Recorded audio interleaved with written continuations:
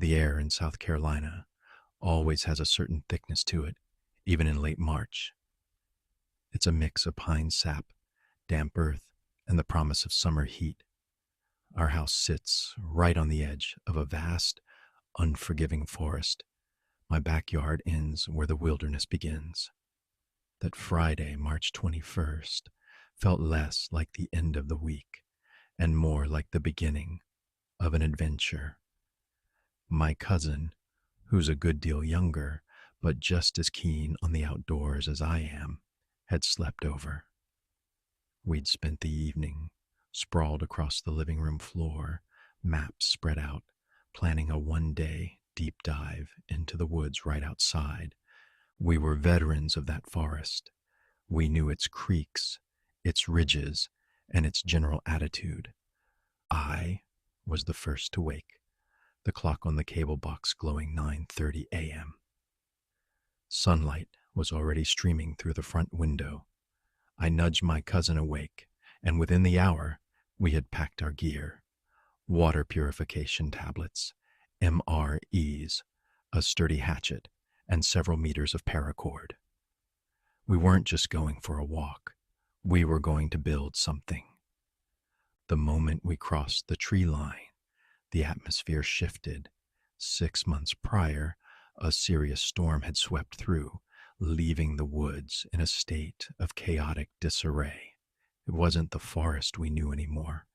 It was a battlefield of broken timber and churned earth. Every 20 feet, there was a trench 5 feet wide, 5 feet deep, gouged out by rushing water or fallen trees.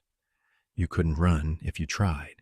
You had to navigate a dense three-dimensional puzzle of downed trees and tangled vines.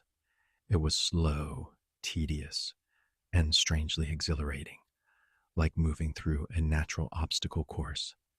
We hiked for a while, pushing deeper than we usually dared for a day trip, before finding a relatively clear patch near a babbling, unnamed creek. This was it, our perfect campsite.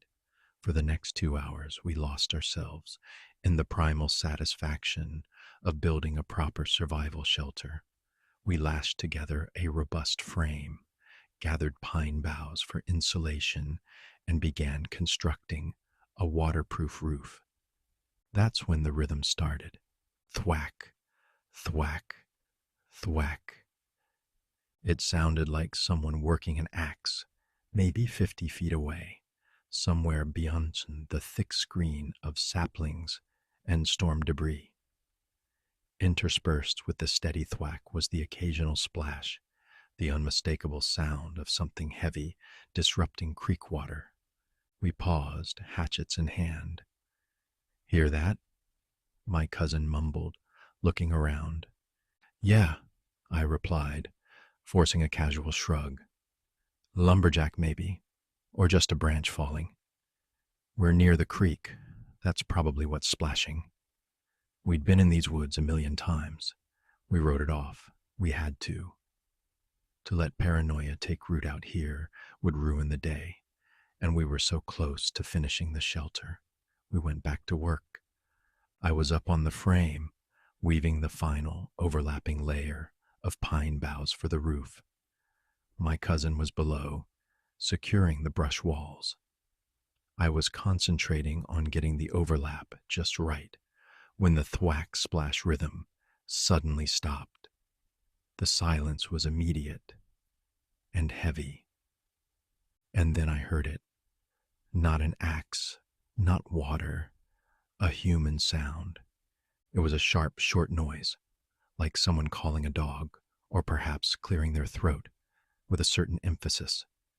It wasn't loud, but in the sudden vacuum of the forest, it felt like it was right next to my ear. I immediately froze. My heart hammered against my ribs, but strangely, my mind went cold and sharp. I looked up, scanning the direction the sound had come from, where we had been hearing the axe. I knew, instantly and absolutely, that was not a random walker. That was a human, and they knew we were here. My protective mode engaged like a switch being thrown.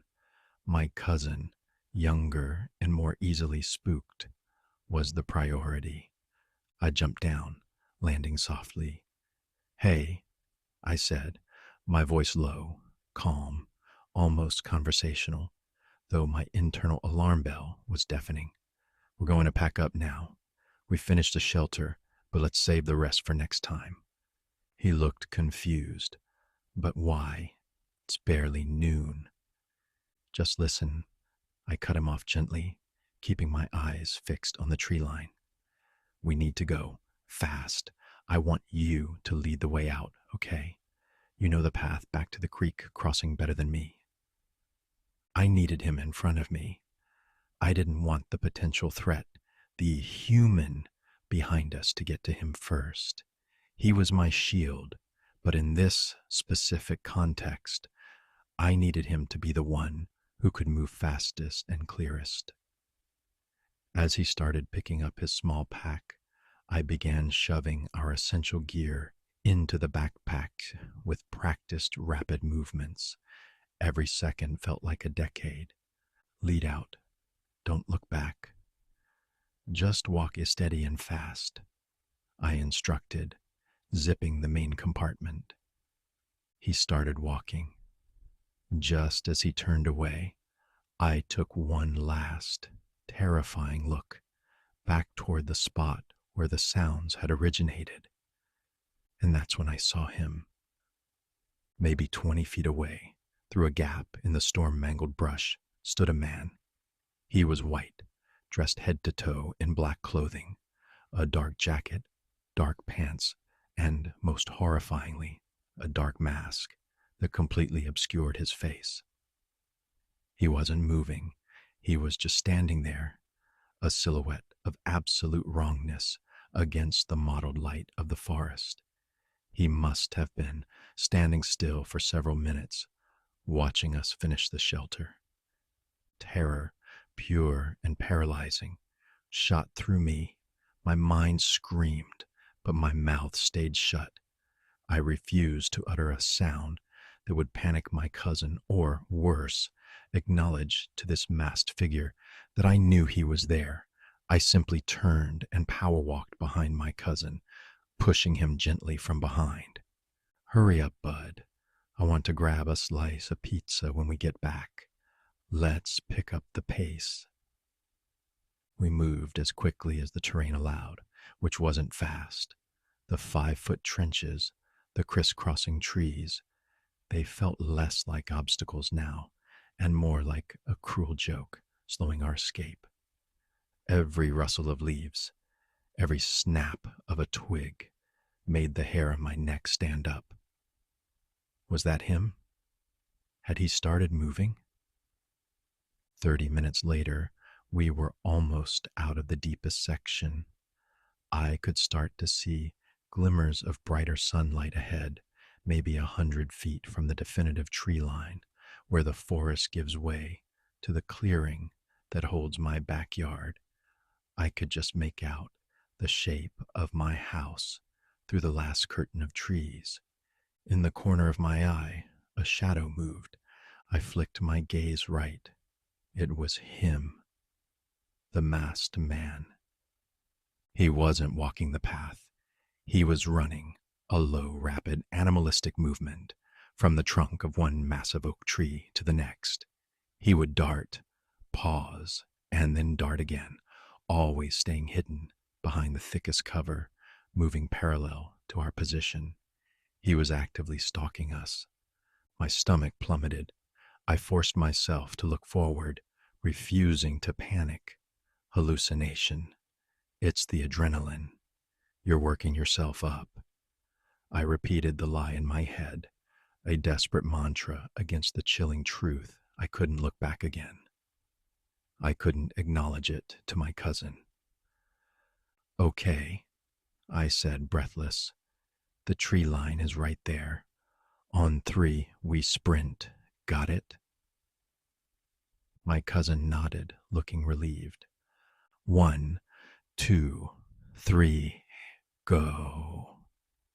We burst into a full-out sprint the moment our feet hit the clear ground, and we broke the tree line. Everything went blurry. We didn't slow down for grass, roots, or anything else.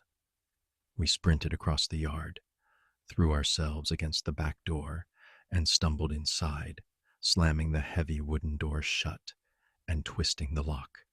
We stood there, backs against the door, panting, gulping in the safety of my living room.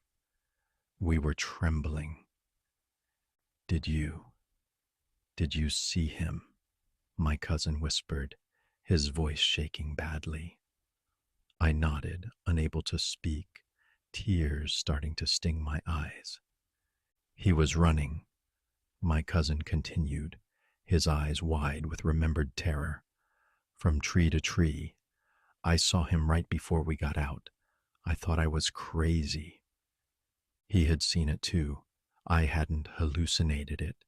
The man was real. He was following us. And he had been doing it silently, intentionally. That realization that we had been 20 feet from him, building a roof while he silently watched, shatters me even now. The human sound I'd heard, the dog calling sound, wasn't a warning. It was probably a slip, a careless noise that saved our lives. If I hadn't heard that sound, if we had stayed to eat our MREs or camp for the night, I truly believe we would be missing, or worse. I will never, ever go into that specific stretch of woods alone again. And I will never forget the chilling silence of that masked figure standing in the shadows, waiting